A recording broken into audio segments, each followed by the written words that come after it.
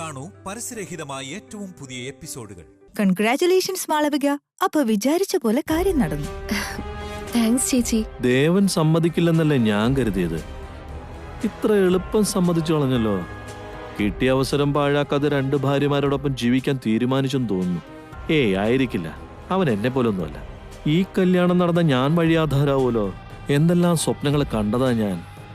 ദേവൻ ഇത് മനസ്സോടെ സമ്മതിച്ചതായിരിക്കില്ലല്ലോ. ദേവ, നീ മനസ്സോടെയാണോ ഇതിന് സമ്മതിച്ചത്? ആരും നിന്നെ നിർബന്ധിച്ചതല്ലോ.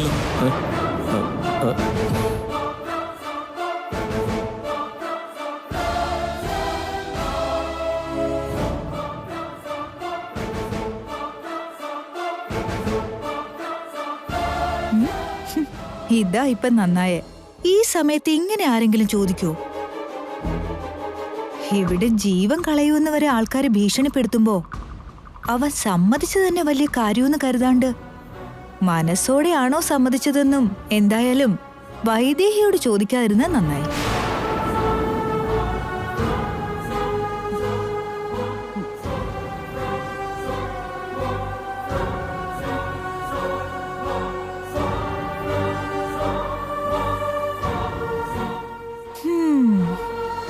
പാവം, വൈദേഹിയുടെ അവസ്ഥയാ ദയനീയം.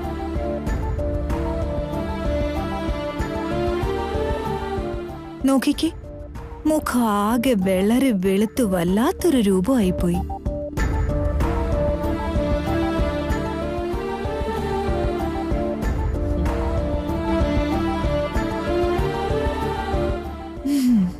സങ്കടപ്പെടലേ വൈദേഹി. നിനക്ക് വിഷമാണെങ്കിലും അക്സെപ്റ്റ് ചെയ്യാൻ പറ്റില്ലെങ്കിലും വേറെ മാർഗമില്ല. എന്ത് ചെയ്യാൻ പറ്റും? അമ്മയെ ധിക്കരിക്കാനാവാതെ ദേവൻ ഇങ്ങനെ ഒരു തീരുമാനം എടുത്താ ഇനി അതിന്റെ ഇടയ്ക്ക് നീ എന്ത് ചെയ്യും? ഒന്ന് നിർത്തടത്തി.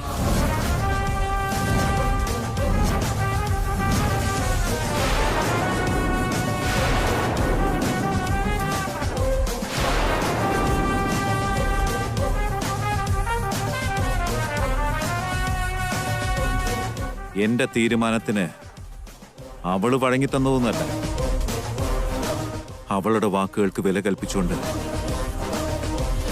ഞാനാ വഴങ്ങിക്കൊടുത്തത്.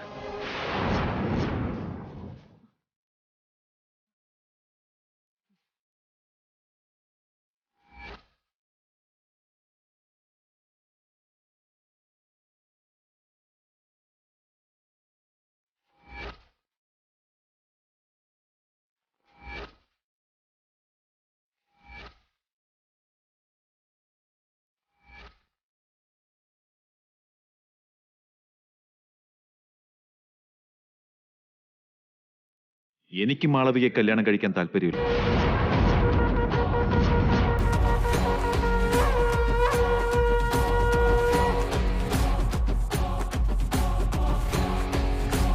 അങ്ങനെ ചിന്തിക്കാൻ പോലും എനിക്കാവില്ല.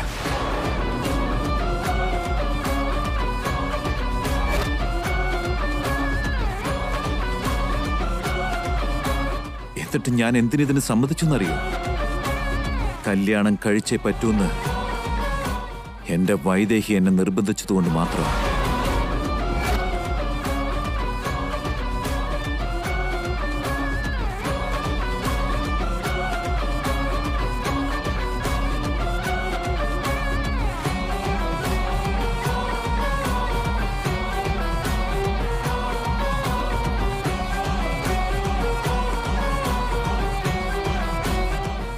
സത്യാണമ്മേ, എനിക്കിതിലൊരു താല്പര്യമില്ല. പിന്നെ ഞാനിതിന് സമ്മതിച്ചത് വൈദേഹി എന്നെ കൊണ്ട് സത്യം ചെയ്യിപ്പിച്ചതുകൊണ്ട് മാത്രം. കാരണം അവളോട് എനിക്ക് സ്നേഹം മാത്രമല്ല, ബഹുമാനം കൂടിയുണ്ട്.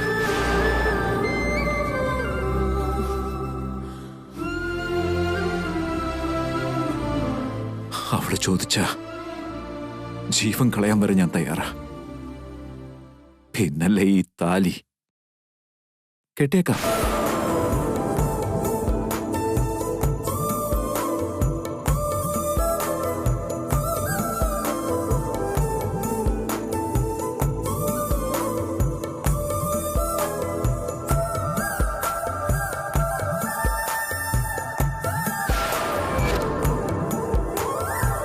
പക്ഷെ എന്റെ വൈദേഹി ആരും ഒന്നും പറയരുത്. ഇപ്പൊ ഈ വീട്ടിൽ ആരെങ്കിലും ഒരാൾ സ്വാർത്ഥതയില്ലാതെ ഈ കുടുംബത്തിന്റെ നന്മയ്ക്ക് വേണ്ടി ചിന്തിക്കുന്നുണ്ടെങ്കിൽ അതെന്റെ വൈദേഹി മാത്ര.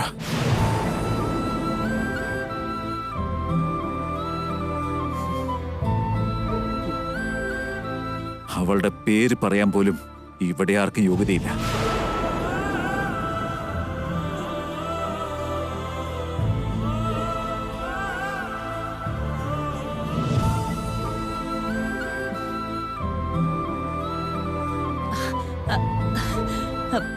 മോളെ വൈദേഹി, നീയാണ് അവനെ സമ്മതിപ്പിച്ചത്?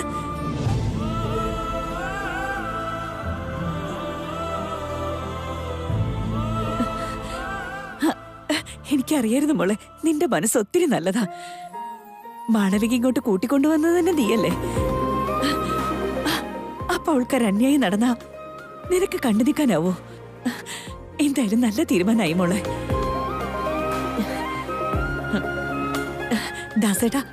ദാസേട്ടൻ എന്തോന്നും പറയാത്ത? ഞാനിതിൽ എന്ത് പറയാനാ കൗസല്യേ? എല്ലാം വിചാരിച്ച പോലെ തന്നെ നടക്കുന്നില്ലേ? നിനക്കിപ്പോ സന്തോഷമായല്ലോ അല്ലേ? ഒത്തിരി സന്തോഷായി. എത്രയും പെട്ടെന്ന് കല്യാണക്കാര്യം തീരുമാനിക്കണ്ടേ?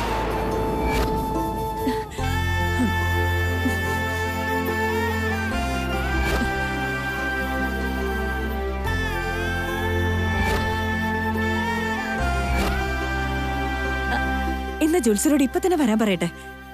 അടുത്ത മുഹൂർത്തത്തിൽ തന്നെ കല്യാണം നടത്തണ്ടേ?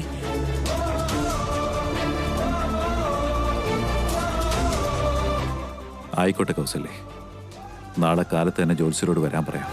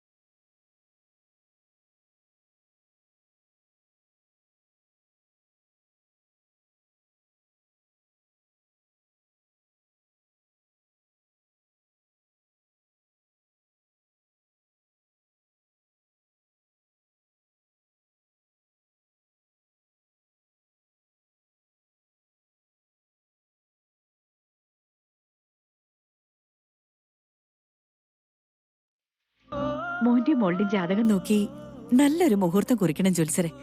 ഇപ്പ പറയാം.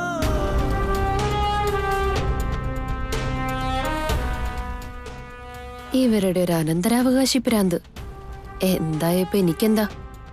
ഇവർക്ക് ഇങ്ങനെ ഒരു പ്രാന്ത് ഉള്ളത് കൊണ്ടല്ലേ ദേവനെ കൊണ്ട് ഈ കല്യാണത്തിന് സമ്മതിപ്പിച്ചത് തന്നെ. പക്ഷേ ഒരു കാര്യം എനിക്ക് മനസ്സിലാവുന്നില്ല. വൈദേഹി എന്തിനാ ദേവനെ കൊണ്ട് ഈ കല്യാണത്തിന് സമ്മതിപ്പിച്ചത്?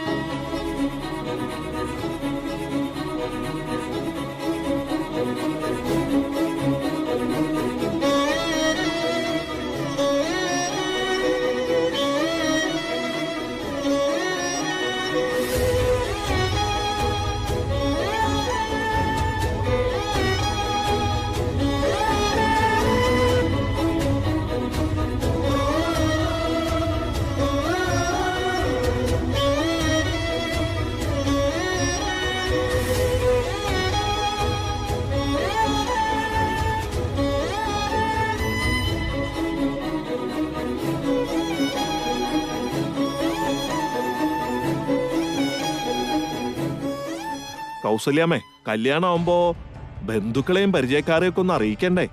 എല്ലാം ഒരുക്കാനും സമയം വേണം. പക്ഷേ മുഹൂർത്തം വളരെ അങ്ങ് അടുത്തൂലോ. ഒരുക്കങ്ങളൊക്കെ ശടപടയെന്ന് നടത്താം. ഏറ്റവും അടുത്ത മുഹൂർത്തം തന്നെ കുറിച്ചോളൂ. കല്യാണം ഒന്ന് നടന്നു കിട്ടിയാൽ മതി. മറ്റന്നാള് കാലത്ത് 9:30 മണിക്ക് ഒരു നല്ല മുഹൂർത്തം ഉണ്ട് കൗസല്യാമ്മേ. അത് കഴിഞ്ഞാ പിന്നെ 4 മാസത്തേക്ക് മുഹൂർത്തവും ഇല്ല.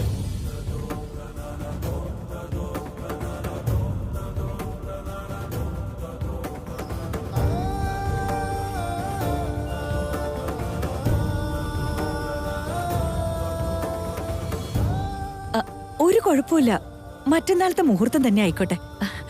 ദാസേട്ടാ, എന്തു പറയുന്നു നിങ്ങള്? നിന്റെ ഇഷ്ടം പോലെ തന്നെ നടക്കട്ടെ. നമുക്ക് ഒത്തിരി അടുപ്പമുള്ളവരെ മാത്രം വിളിച്ചൊരു ചെറിയ കല്യാണമായിട്ട് നടത്തിയാൽ മതി. അതുകൊണ്ട് മറ്റന്നാൾ തന്നെ ആവട്ടെ. ആ മുഹൂർത്തം തന്നെ ഉറപ്പിച്ചോട് ചോദിച്ചത്. അപ്പോ പറഞ്ഞ പോലെ മറ്റന്നാൾ തന്നെ നമുക്ക് നടത്തിയേക്കാം. എന്നാ അതങ്ങോട്ട് ഉറപ്പിച്ചേക്കാം.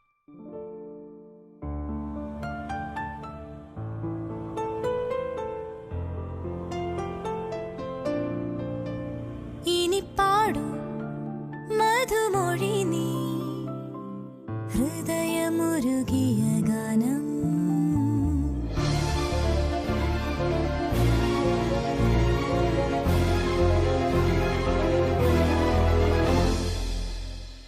ഇനി പാടും മധുമൊഴി നീ ഹൃദയമുരുകിയ ഗാനം. ഇനി പാടും മധുമൊഴി നീ ഹൃദയമുരുകിയ ഗാനം. ഏകാന്ത സന്ധ്യാവനിയിലെ ഓർമ്മ പെരുമഴ പോലെ ആരോടോ മൊഴിയും കിളിയുടെ കാതരനാദം പോലെ പാടൂ. കടലല പോലാകെ വെൺമുരമലത്തൂകി. ഏപ്രിൽ 8 ബുധനാഴ്ച കാലത്ത് 9:30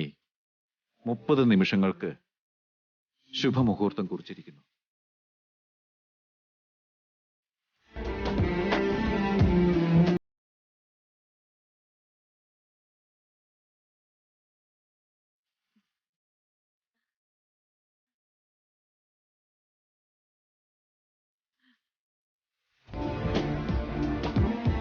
ശതമാനം ഭവതി ശതായു പുരുഷസ്യ തേന്ദ്രിയ ആയുഷ്യേവേന്ദ്രിയേ പ്രതിധിഷ്ഠതി.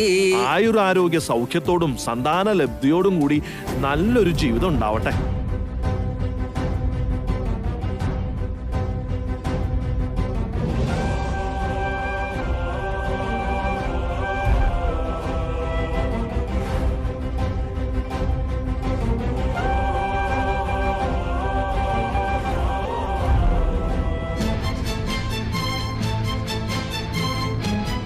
ഇതിപ്പോ എന്താ കഥ? ഒരു ഭാര്യ ഉള്ളപ്പോ മറ്റൊരു കല്യാണത്തിന് മുഹൂർത്തം കുറിക്കേണ്ട ഗതികേട് എനിക്ക് വന്നല്ലോ. എന്നോട് ക്ഷമിക്കാ ദൈവങ്ങളെ. ഇനി തൊട്ട് ഇവൻ എന്റെ താളത്തിനൊത്ത് തുള്ളും. ഇവൻ ഇനി എന്റേത് മാത്രമായിരിക്കും.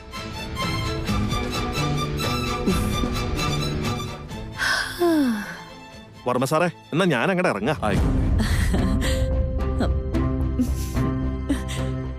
മോളെ മാളവികെ, നീ ഇത് കണ്ടോ മോളെ? നിനക്ക് ദേവന് കല്യാണം മോളെ.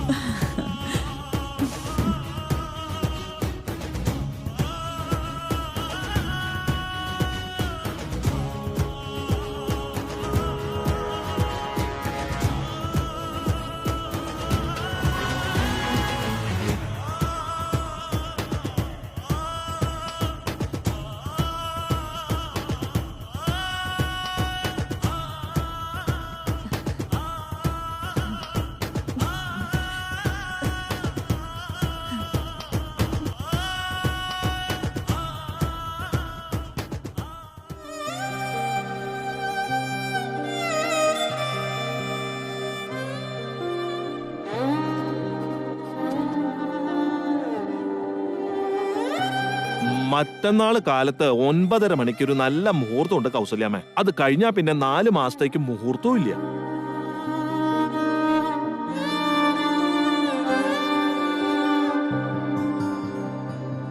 ഏപ്രിൽ 8 ബുധനാഴ്ച കാലത്ത് 9:30 ശുഭമുഹൂർത്തം കുറിച്ചിരിക്കുന്നു.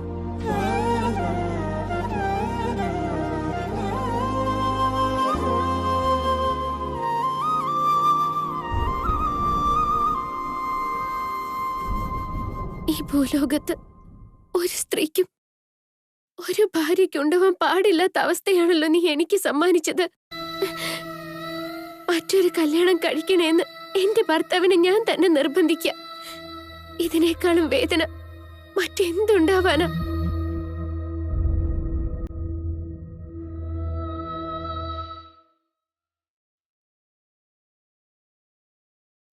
വൈദേഹി,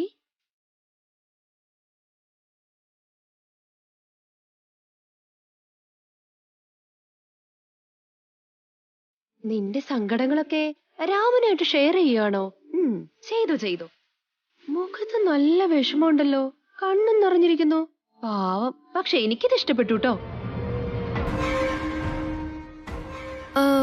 പക്ഷെ ഞാൻ കുറച്ചുകൂടെ പ്രതീക്ഷിച്ചു. നിന്റെ ഈ അവസ്ഥയ്ക്ക് കരഞ്ഞു നിലവിളിക്കേണ്ടതല്ലായിരുന്നോ? പക്ഷെ നീ എന്താ സൈലന്റ് ആയേ? കണ്ണ് ചെറുതായിട്ട് നനഞ്ഞിട്ടുണ്ട്, പക്ഷെ ഒരു തുള്ളി പോലും വീണിട്ടില്ല. എന്റെ അമ്മേ, കൊള്ളാലോ. എന്നെ ഞെക്കി കൊല്ലാനുള്ള ദേഷ്യമുണ്ട്. പക്ഷെ നിന്നെ കൊണ്ടൊന്നും ചെയ്യാൻ പറ്റുന്നില്ല അല്ലേ? കഷ്ടമുണ്ട് നിന്നെ കാണാൻ. പാവം. ശത്രുക്കൾക്ക് പോലും ഇങ്ങനെയൊന്നും വരുത്തല്ലേ. എന്നാലും എനിക്കൊരു സംശയം. നീ ഒരു കാര്യം തീരുമാനിച്ചാൽ അത് നടത്തിയിരിക്കുമല്ലോ. ആസ്തി എന്റെ കയ്യിൽ കിട്ടരുതെന്ന് കരുതി, അതുപോലെ തന്നെ ചെയ്തു. ആദ്യ രാത്രി മുടക്കണമെന്നും കരുതി, അതും ചെയ്തു.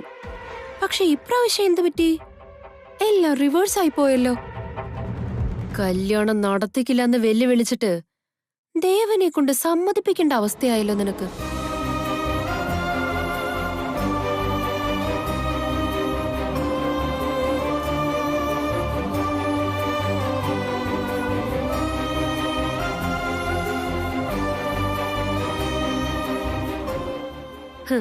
ഞാൻ എന്തൊക്കെയോ പ്ലാൻ ചെയ്തിരുന്നു. ദേവനെ എന്റെ ഭർത്താവായി കിട്ടാൻ ഒത്തിരി പാടുപെടേണ്ടി വരുമെന്ന് കരുതി. പക്ഷേ നീ തന്നെ ദേവനെ പറഞ്ഞ് സമ്മതിപ്പിക്കുമെന്ന് ഞാൻ ഒരിക്കലും വിചാരിച്ചില്ല. ദേവൻ എന്നെ കല്യാണം കഴിക്കാന്ന് സമ്മതിച്ചത് തന്നെ എനിക്കൊരു ലഹരിയാണെങ്കിൽ, നീയാണ് സമ്മതിപ്പിച്ചതെന്നത്, ആഹാ, അത് അതിനേക്കാളും വലിയ ലഹരിയാണ്.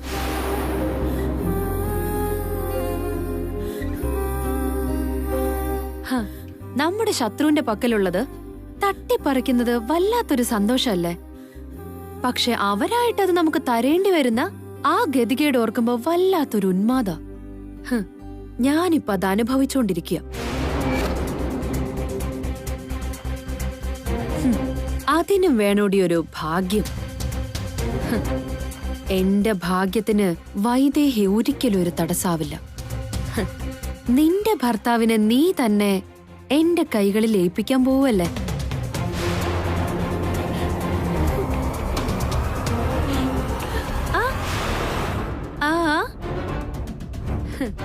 അങ്ങനെ അങ്ങ് പോയാൽ എങ്ങനെയാ വൈദേഹി? ഞാൻ ഒരു വാക്ക് പറഞ്ഞ നീ 10 തിരിച്ചു പറയുന്നവളല്ലേ? എന്തൊക്കെ വെല്ലുവിളികളായിരുന്നു. ഇപ്പൊ എന്താ നാവ് ഇറങ്ങിപ്പോയേ?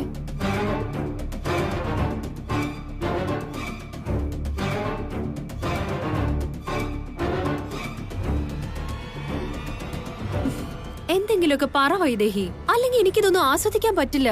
മത്സരം ഇല്ലാതെ എന്ത് വിജയം വൈദേഹി? നീ എന്നെ ഇങ്ങനെ വട്ട് തട്ടും തോറും ഞാൻ വിജയിച്ചുകൊണ്ടേയിരിക്കും. എന്തെങ്കിലും ഒന്ന് പറയ്. എന്താ മോളെ ഒന്നും മിണ്ടാതെ നിൽക്കുന്നേ? എന്താന്നാ ഞാൻ പറയണ്ടേ? നേരത്തെ നിന്നെ കാണുമ്പോ എനിക്ക് ദേഷ്യം വരുമായിരുന്നു, പക്ഷെ ഇപ്പോ സഹതാപം തോന്നും. സഹതാപോ? എന്നെ കണ്ടിട്ട് നിനക്ക് സഹതാപം തോന്നുന്നെന്നോ? അതെ, സഹതാപം തന്നെ. മറ്റൊരു സ്ത്രീയുടെ ഭർത്താവിനെ അവളോട് തന്നെ ചോദിച്ചു വാങ്ങുന്ന നിന്നെപ്പോലൊരു സ്ത്രീയെ കണ്ട സഹതാപമല്ലാതെ മറ്റെന്താ തോന്നുക? ഏയ്, നീയാണ് ഇടയ്ക്ക് കയറി വന്നത്. നിന്നെക്കാളും മുമ്പ് തന്നെ ദേവന്റെ ഭാര്യയായവളാ ഞാൻ. പകുതി വഴിയിൽ കയറി വന്ന നീ പകുതിക്ക് വെച്ച് തന്നെ അങ്ങ് പോയേക്കണം. ദേവനെന്നു എനിക്ക് മാത്രമാണ് സ്വന്തം. നിർബന്ധിപ്പിച്ച് ദേവേട്ടന്റെ കൂടെ നിനക്ക് കല്യാണ പന്തലിൽ ഇരിക്കാൻ മാത്രമേ സാധിക്കൂ. താലിയും ചാർത്തിക്കൊണ്ട് നടക്കാനും പറ്റും. എന്നാലും എന്റെ ദേവേട്ടന്റെ മനസ്സിലോ അദ്ദേഹത്തിന്റെ ജീവിതത്തിലോ നിനക്കൊരിക്കലും സ്ഥാനം ഉണ്ടാവില്ല. അവിടെ ഞാൻ മാത്രമേ ഉണ്ടാവൂ. അങ്ങനെയൊന്നുമില്ല. ഈ കല്യാണം ഒന്ന് കഴിഞ്ഞോട്ടെ. എന്ത് ചെയ്യും നീ? കല്യാണം നടന്നു എന്ന് കരുതി ദേവേട്ടൻ പറഞ്ഞത് നീ മറന്നിട്ടുണ്ടാവില്ലല്ലോ. അമ്മ ആത്മഹത്യക്ക് ശ്രമിച്ചിട്ട് പോലും ദേവേട്ടൻ സമ്മതിച്ചിട്ടില്ല. പക്ഷെ ഞാൻ ഒരു വാക്ക് പറഞ്ഞതും അദ്ദേഹം സമ്മതിച്ചു.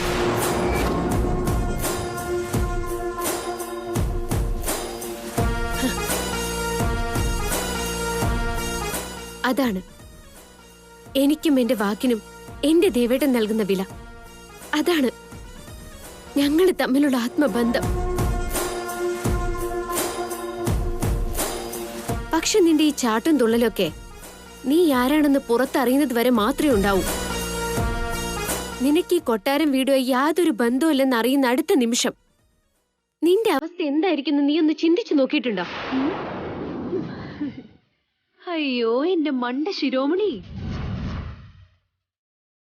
നീ ലോജിക്ക് മറന്നിട്ടാ ഇപ്പൊ സംസാരിക്കുന്നെ.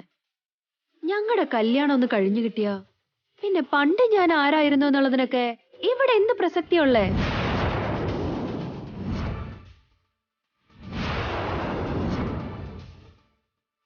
എല്ലാവരുടെയും മുമ്പിൽ വെച്ചൊരു താലി കെട്ടിക്കഴിഞ്ഞാ ഭാര്യ എന്ന അവകാശം എന്റെ കയ്യിലാവും. അതിനുശേഷം ഗോളടിക്കുന്നത് ഞാൻ മാത്രമാവും. മനസ്സിലായോടി മോളെ?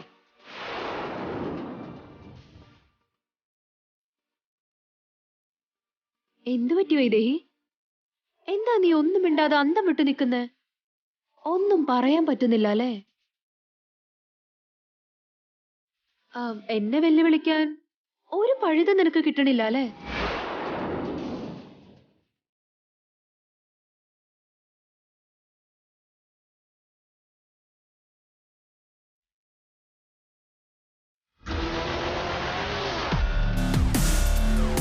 കളി തുടങ്ങാൻ പോകുന്നതേയുള്ളൂ. ആ താലിയൊന്ന് കഴുത്തിൽ വീഴട്ടെ, പിന്നെ നിന്റെ പൊടി പോലും ഈ വീട്ടിലുണ്ടാവില്ല.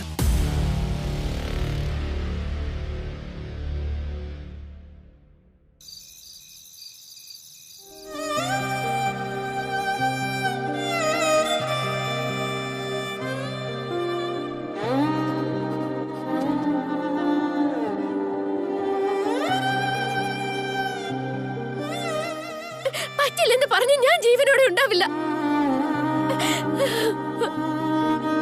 മറ്റന്നാള് കാലത്ത് 9:30 മണിക്ക് ഒരു നല്ല മുഹൂർത്തം ഉണ്ട് കൗസല്യാമ്മേ. മറ്റന്നാളത്തെ മുഹൂർത്തം തന്നെ ആയിക്കോട്ടെ.